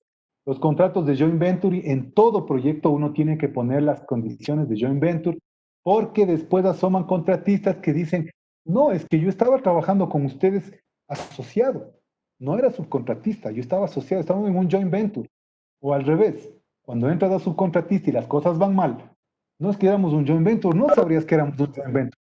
Vamos a perder en partes proporcionales porque te fue mal en el proyecto. Entonces, esto hay que también tener bien claro. Esas palabras, conceptos tenemos que tener bien claro, ¿no? Los MSA, los Master Service Agreement, esos son súper importantes conocerlos y cómo se manejan. Un Master Service Agreement de ingeniería, es el típico.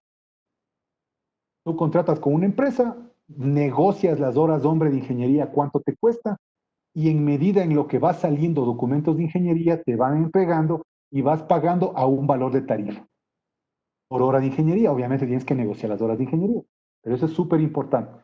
Contratos de concesión comercial, bueno, eso también es fácil entenderlo, ¿no? Te concesionan algún tema para que vos trabajes.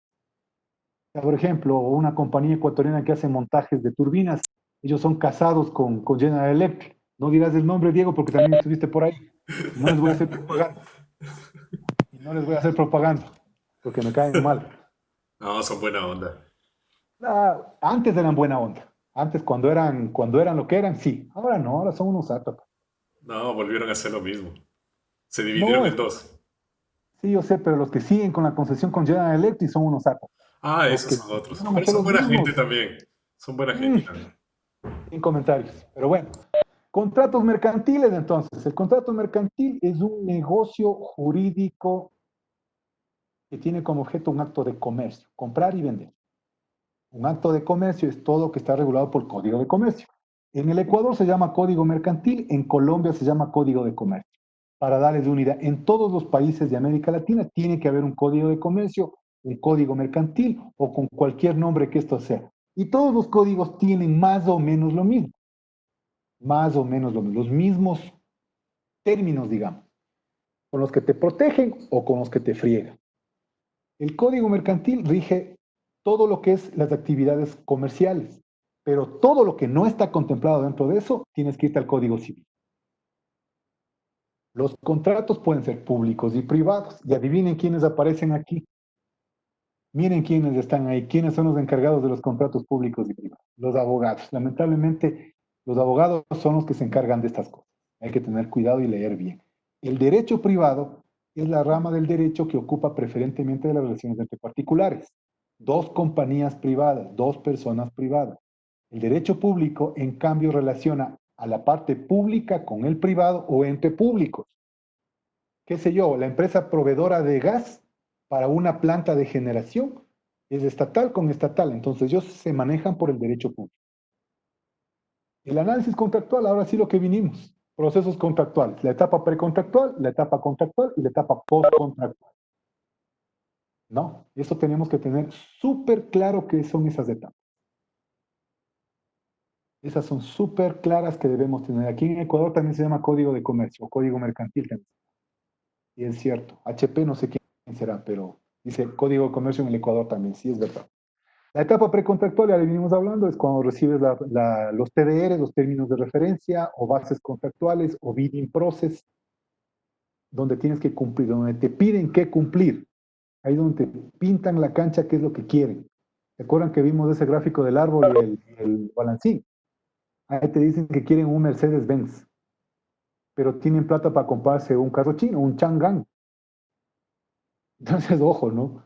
Siempre el cliente te va a pedir un Mercedes-Benz, pero la plata es para comprarse un Chang'an, un carro chino. En la etapa contractual, ya lo habíamos hablado, revisar el contrato, revisar los términos, revisar todas esas cosas. Y la parte post-contractual es cómo vas a entregar la vaina. ¿Cómo vamos a entregar el contrato? Aquí están los pasos, vean. La licitación, carta de invitación, detalles de la oferta, las instrucciones, métodos y criterios de evaluación, eso hay que tener bien claro, y los anexos de la oferta.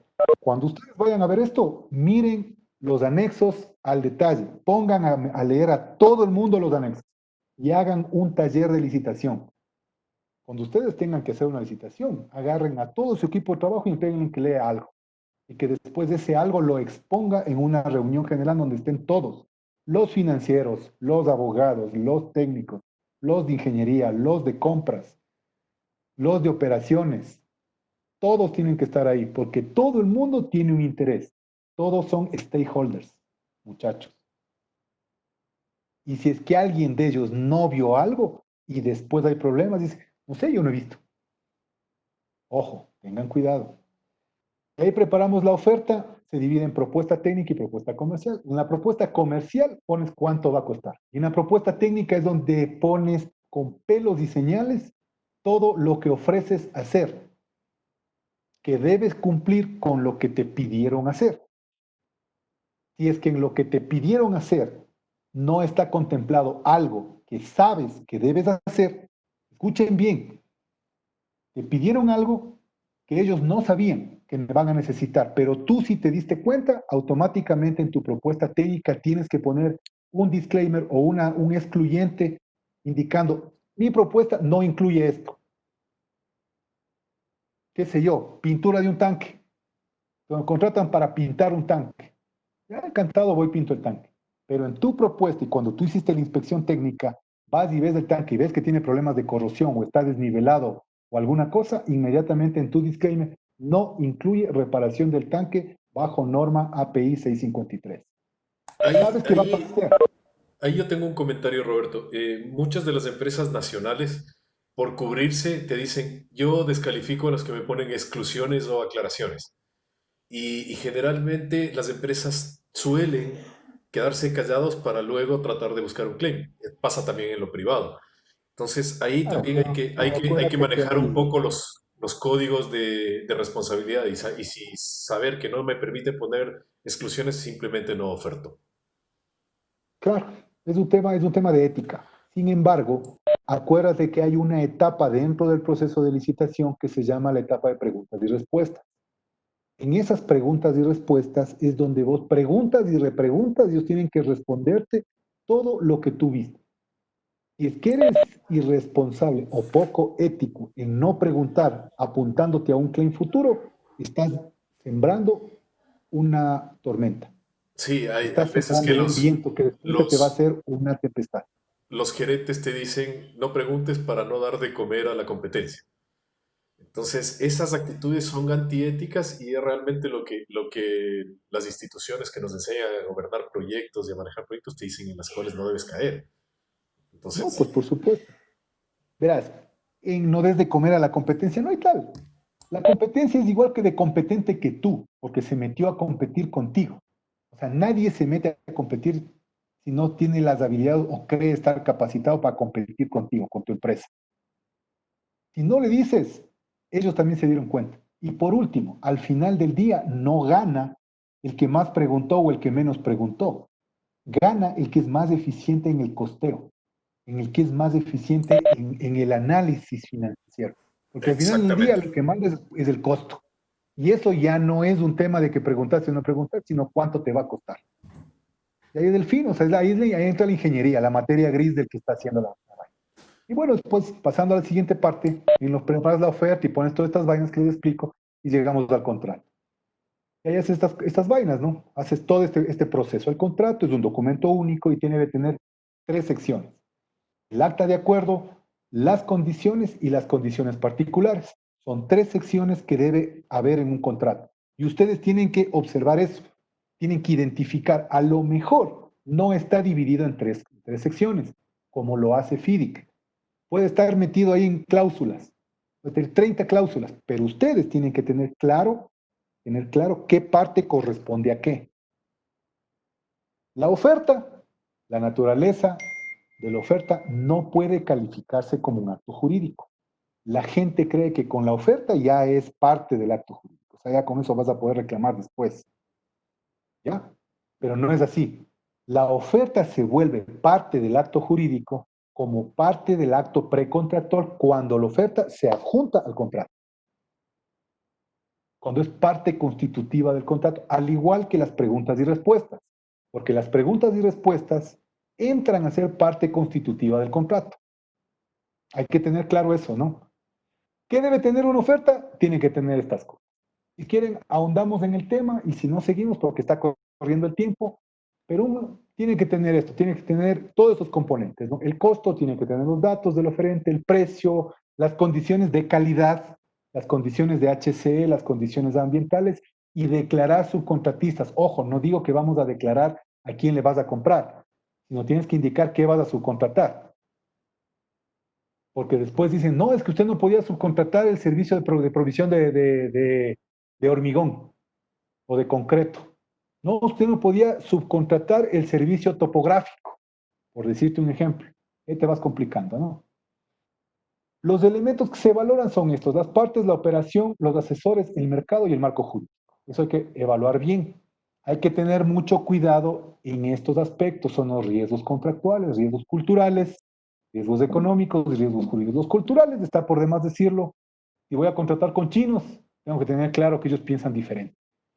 Riesgos económicos, igual, tasas de interés, riesgos de insolvencia, riesgos de tipo de cambio, riesgo país, costos de la transacción. Y riesgos jurídicos, desconocimiento de las condiciones legales de ese país con las que estás trabajando. Ojo, variedad de usos y costumbres. Cómo trabaja el mexicano, cómo trabaja el ecuatoriano, cómo trabaja el chileno. Para unos es una cosa, para otros es otra cosa. Entonces, esos usos y costumbres hay que tener bien claro. ¿Qué es para uno una cosa, qué es para otro otra cosa? Yo alguna vez tuve un problema de una factura.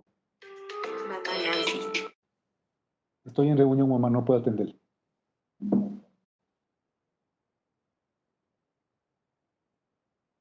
Mi mamá, perdón, también tengo mamá. Aunque no lo crean, todavía tengo mamá. Entonces, eso hay que tener muy claro. En el ejemplo de la factura, para mí una factura es un documento donde yo estaba presentando una información que tenía que cobrar. Para un argentino, una factura era otra cosa. Era un La pan. media luna. Exacto, un croissant. Así medimos los riesgos. Siempre nosotros cuando firmamos un contrato, cuando vamos a ejecutar y administrar un contrato, debemos tener claro la medición de riesgo para determinar la vulnerabilidad y saber cómo administrar. El objetivo de la gestión de contratos es tener controlados los riesgos. y saber qué es lo que puede pasar y qué no puede pasar. Y aquí vamos a los impactos. Miren cómo se trabaja con los impactos, la probabilidad con las consecuencias. Una probabilidad baja y un impacto bajo es un riesgo trivial, no le paramos bola. Pero una consecuencia grave y una probabilidad alta es un problema bien importante. Ejemplo, un proyecto impago, una contingencia legal, por ejemplo, un muerto. O si estás trabajando con una compañía que no tiene plata, que está insolvente. O una compañía que trabaja con actos de corrupción. Todos conocemos lo que pasó con Odebrecht. ¿Cuántas empresas casi quiebran en el Perú por eso? Porque se metieron a negociar con ellos. Al final del día, tuvieron problemas.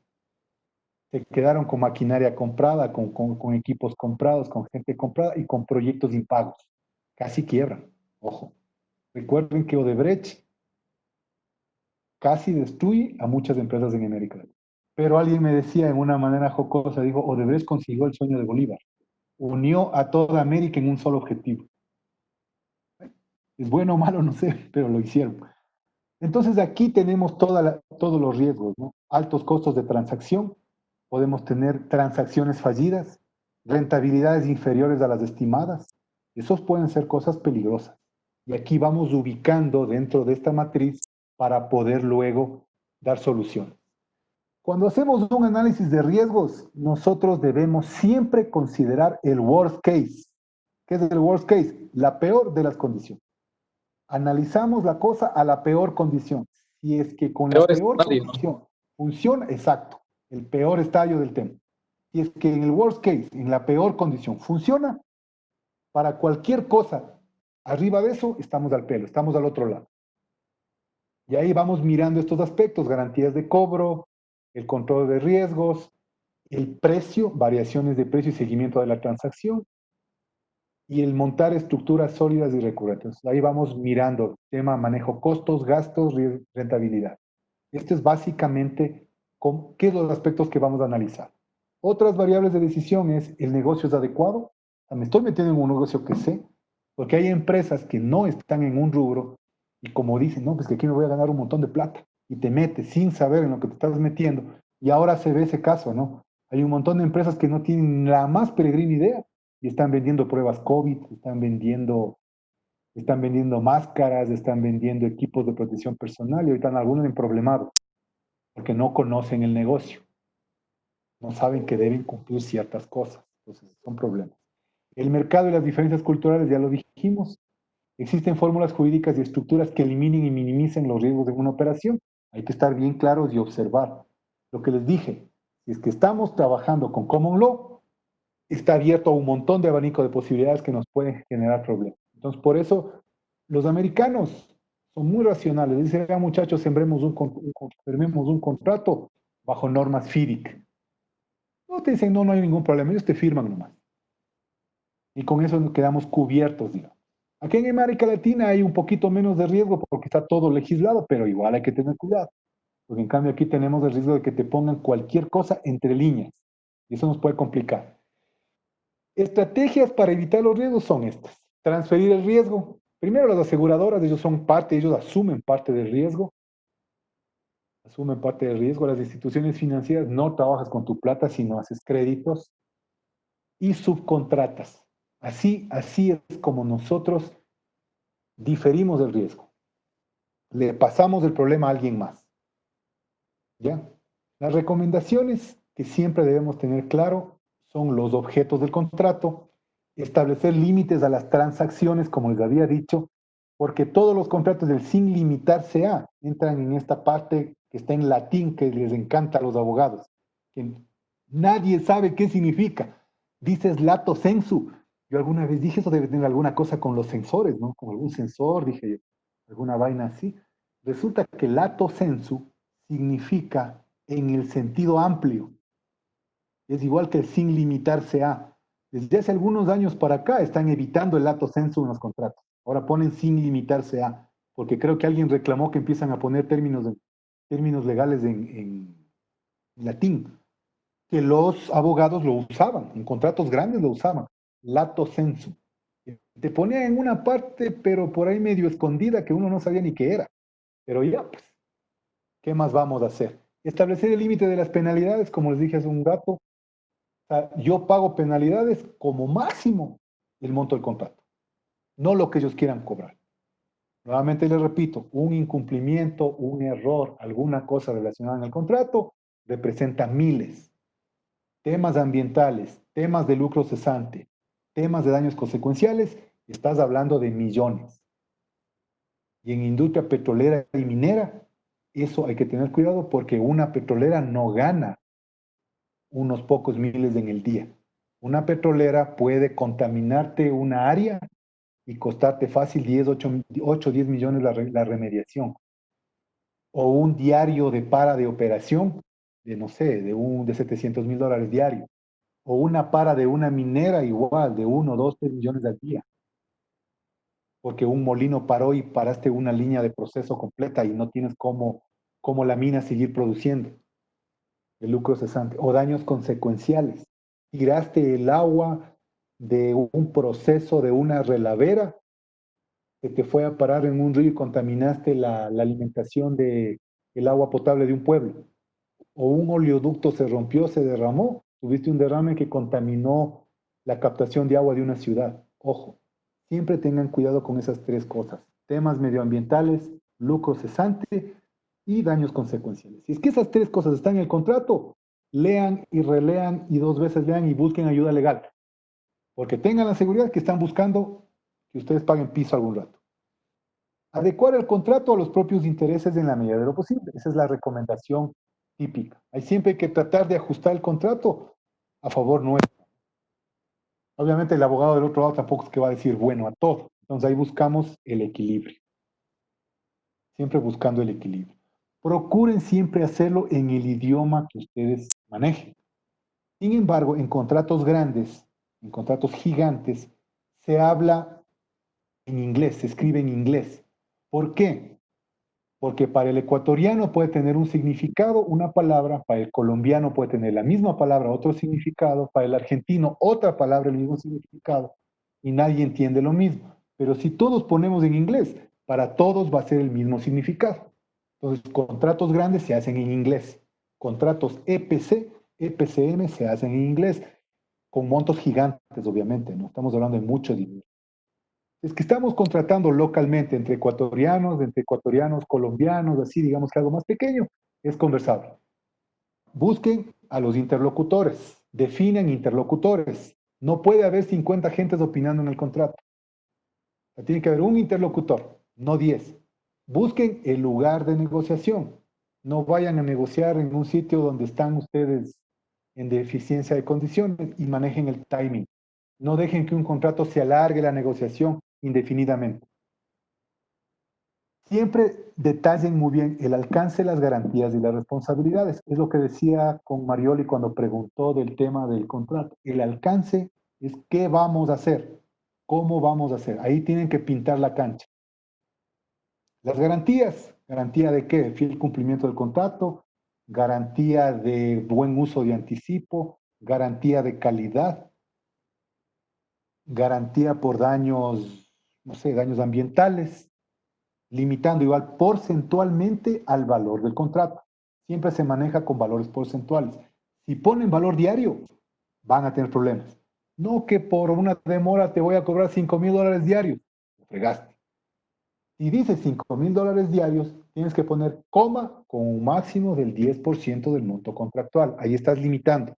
Porque si no te demoras, ¿cuánto tiempo te pueden quebrar? Siempre limitando, 10% del monto contractual, 5% del monto contractual. Siempre limitando porcentaje. La responsabilidad es igual. ¿Qué hago yo? ¿Qué haces tú? Si tú tienes que entregarme un suelo saneado, encantado. Si tú no me entregas el suelo saneado, no hay problema, yo lo hago, pero te cobro. Estandaricen los documentos comerciales y contractuales. Utilicen en medida de lo posible estos tipos de contratos, estos modelos de contratos del FIDI, el IATA y el CCI.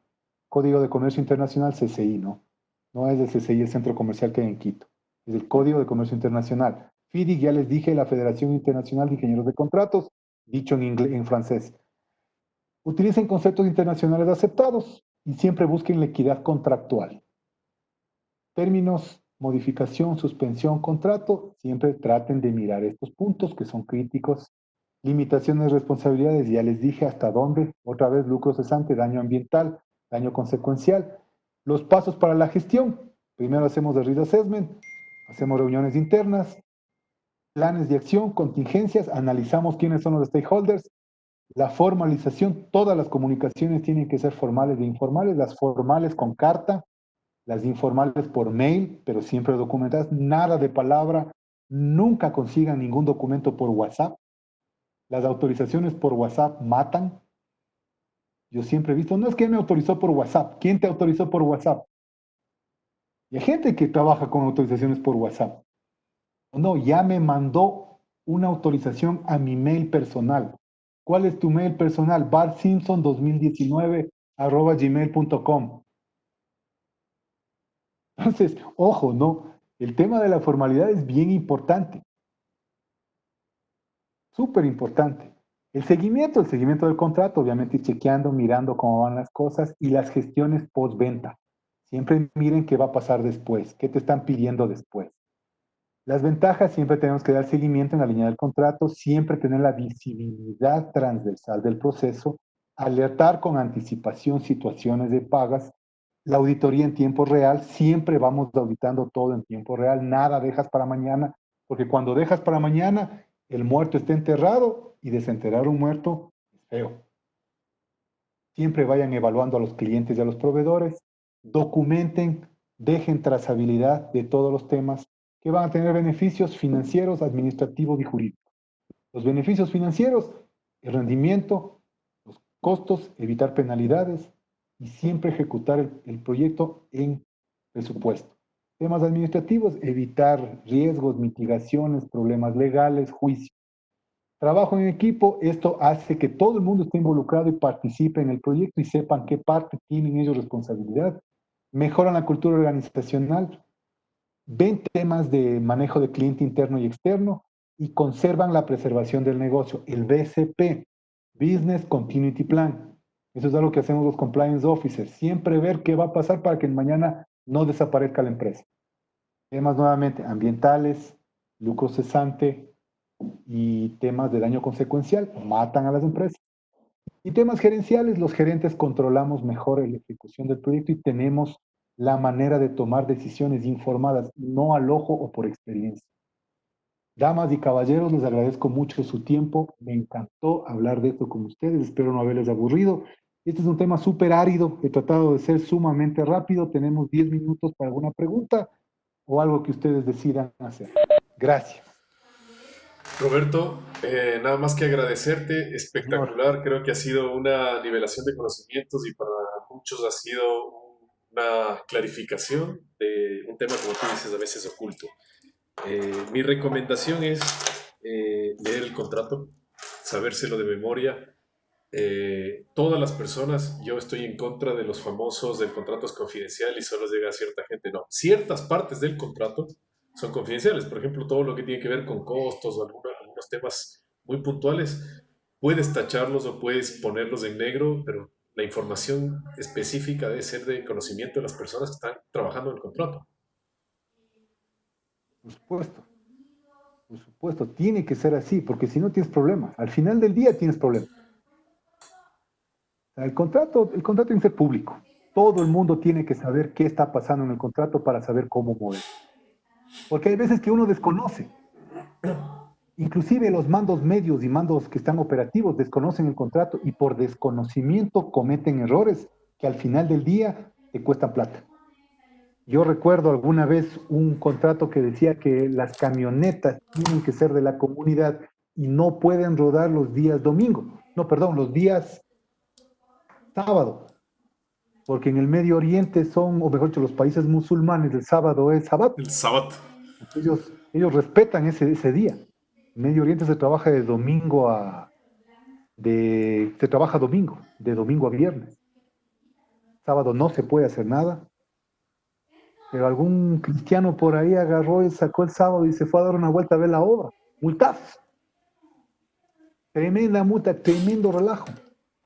Temas culturales, ¿no? A mí mismo me pasó alguna vez cuando trabajé en el África, en Sudán. Tuve un derrame a los 8 días que llegué. y resulta que la chica que conocía los puntos de control del derrame era una chica musulmana, era lo que conocía. La APP en mi camioneta y me la fui llevando. Y atrás del circo de todo el equipo de control de derrames, y atrás del equipo de control de derrames venían los tíos, los hermanos, los familiares a lincharme, porque me la fui llevando. No es como acá, ¿no? Y en el contrato decía eso, yo no sabía. Ahí me tuvieron guardado en una choza, me tuvieron guardado 15 días hasta que el relacionador comunitario haga la gestión con los papás y la familia explicando de que soy ecuatoriano y que yo no Casi sé. matrimonio. Casi matrimonio. No, casi, bueno, sí, casi. Casi Te me hubieran fusilan. obligado. Me hubieran obligado. No sabes que Entonces, los coreanos, yo trabajé con POSCO y los coreanos nos obligaron y cambiaron la cultura. Una impresión en A5 del contrato se le entregaba desde la persona que estaba a la entrada del proyecto hasta el gerente del proyecto. Entonces era obligación tener esa copia. Y de hecho, sí tiene que ser. eso fue una muy buena práctica. Luego nos copió el cliente, que el cliente ya le veías que venía a las reuniones bajo el brazo con el contrato. ¿No? Todos, hasta el conserje creo que tenía la copia del contrato. Y es súper importante porque eso te ayuda, porque hay veces que uno ve el árbol y no ves el bosque y tienes que ponerte en una posición más holística para poder ver. Así es. ¿Alguna pregunta de los otros compañeros que están ahí? No No veo a se nadie, peleen. solo ha participado. No se peleen. No se peleen. Felicitándoles por la organización y también por la charla, Roberto, muy didáctica y también completa. Gracias, Ojalá algunos Roberto. de los temas que propusiste, como las bombas de electrosumergibles, se las pueda realizar en algún momento. Y sí, hay que profundizar de nuestra parte los conceptos, porque obviamente con tantas cosas hay que revisar por nuestra parte. Muchas gracias. De Gracias, nada, Robert. Robert. Sabes que sí, este es un proyecto, esta es una charla introductoria, ¿no? Les di de manera súper rápida, como dijo en la presentación a publicidad, Diego, es una introducción a los proyectos de EPC, PCM y FIDIC. Si hay algún tema que quieran profundizar, me dicen, preparamos, yo tengo presentaciones de casi todo, pero lo que saben que no tengo es tiempo. O sea, esta charla debió haber sido hace 50 días atrás, cuando empezamos con el grupo FIDIC en ASME, el subgrupo FIDIC en ASME. Pero bueno, ya me fui al campo, estuve en la guardia trabajando, ya no podía trabajar ni hacer las dos cosas a la vez. Bueno, ahora estoy en descanso y es sábado, es mi día de descanso y tuve chance de dar esta charla porque ya se las estaba debiendo. Y de aquí en adelante, cualquier tema vamos a ir trabajándolo. Me avisan, me organizo y vamos dando una charlita de lo que ustedes Muchas prefieran en gracias, este Roberto. Sí, grupo, ¿no? la idea de este grupo es generar, por eso es lo que habíamos hecho una introducción preliminar. Y vamos a seguir tratando este tipo de charlas. Hay bastante gente. De hecho, hay otro grupo en el que estamos tratando PMP, es un grupo cerrado por la cantidad de tema y es con miras a la certificación. Pero estamos pensando que varias personas del grupo se certifiquen y tomen y lo abran, porque una parte fundamental micrófono. Ya. Micrófono, Una parte, Magus. Ya yo soy, perdón. Iba a hablar y yo. una parte Salúdame a fundamental Martincito. una parte fundamental del manejo contractual es saber manejar el proyecto. Entonces, ese es un buen consejo también. Traten de tener claro las buenas prácticas de contratación y de gestión de proyectos. Ahora sí le cedo la palabra a Margarita, Magus, creo que ¿quieres estaba decir por algo? hablar. No, Magus, María Gusta Núñez quería decir algo. María Gusta, por favor. Sí, gracias. No, Roberto, por agradecerte. Una excelente presentación y en verdad es excelente tener en Novomed a una persona tan capacitada, ¿no? Y que nos da su aporte todo el tiempo. Excelente presentación. Mucho. Muchas gracias, Magus. Te agradezco mucho.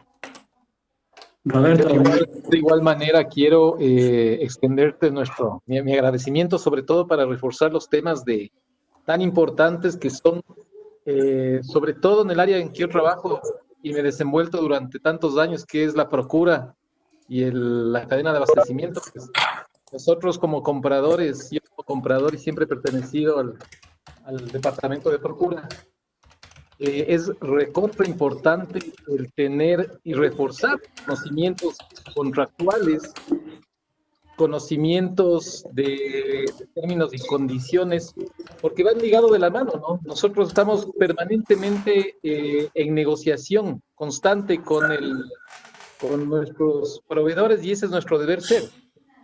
Y por lo tanto tenemos que entender cómo se maneja el tema contractual para que el día de mañana no nos quieran tomar la lección por ahí.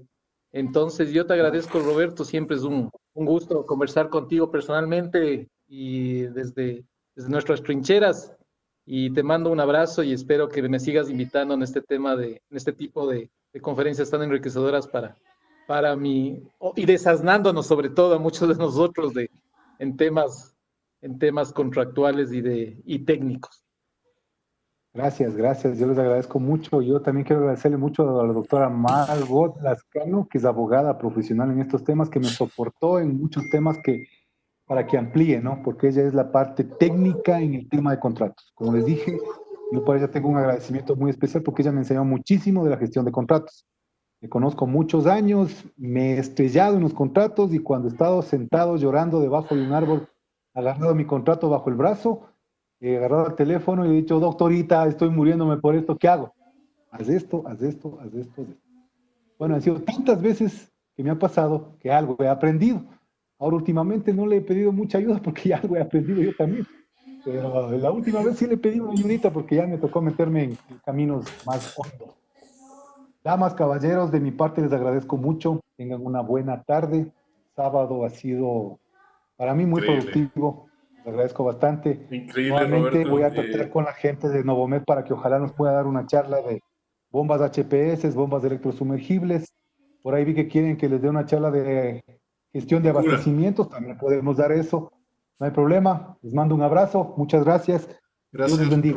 Roberto. Gracias Yo a ti. antes de finalizar te pido nos ayudes compartiendo los vínculos del grupo y para que la gente y los nuevos compañeros que se unieron a esta charla nos acompañen y puedan asistir también a las otras charlas.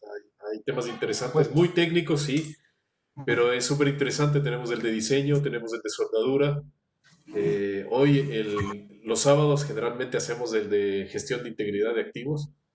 Y bueno, tenemos que buscar un día fijo para ti. Estos 2 sábados va a ser este horario, pero tenemos que buscar un día fijo. Así que vamos pensándole. Puede ser un lunes, puede ser sábado en la tarde también. Yo puedo ser sábado en la tarde o sábado en la Perfecto. noche. Ahí serían unas charlitas Sí. de hora y media, por ahí, Sí, una hora y media. eso es lo que estamos haciendo, máximo una hora y media, Entre semana 2. entre semana no tengo tiempo. Bueno, esta charla fue bien larga porque realmente son las que les debía de los 6 sábados anteriores. Hoy hicimos en 4 horas. Realmente esta charla debió haber durado 12 horas, utilizando más, pero bueno. Les agradezco Una nuevamente pregunta, por todo y conversamos. Dime. Diego Galárraga, una pregunta. Vi que grabaste, sí se grabó y será que se va a subir la grabación.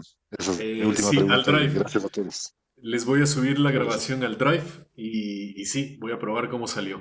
Bien que me desacuerdo.